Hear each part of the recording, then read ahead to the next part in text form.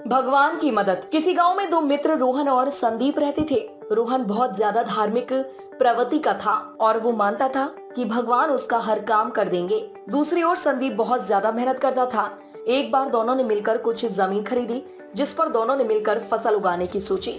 अब संदीप तो दिन भर खेत में मेहनत करता था, लेकिन रोहन कुछ काम नहीं करता था। वो केवल मंदिर में जाकर भगवान से अच्छी फसल के लिए प्रार्थना करता। इसी तरह समय बीतता गया और खेत की फसल पककर तैयार हो गई। इसे दोनों ने बाजार में ले जाकर बेच दिया, जिससे उनको अच्छा खासा पैसा मिला।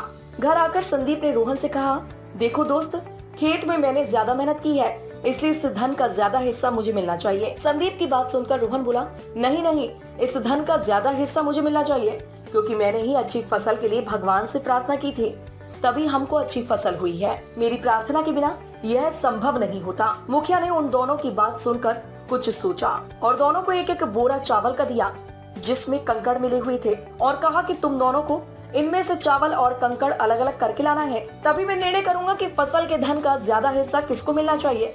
दोनों दोस्त चावल की बोरी लेकर अपने अपने घर चले गए। संदीप ने तो रात भर जागकर चावल और कंकड़ को अलग कर दिया।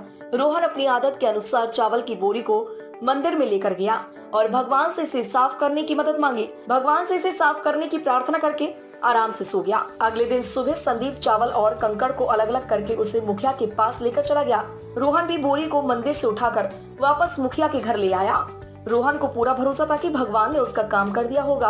अब मुखिया ने दोनों से पूछा कि बताओ, तुमने कितने चावल साफ किए। इस पर संदीप ने तो जितने थे उतने बता दिए।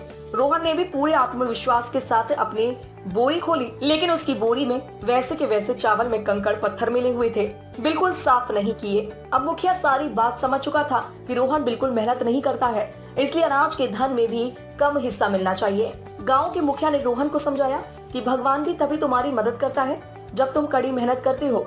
हर काम में तुम भगवान के भरोसे बैठे रहोगे और मेहनत नहीं करोगे तो इस दुनिया में पीछे रह जाओगे। रोहन को मुखिया की बात समझ में आ चुकी थी। वह भी संदीप के साथ साथ जमकर मेहनत करने लगा।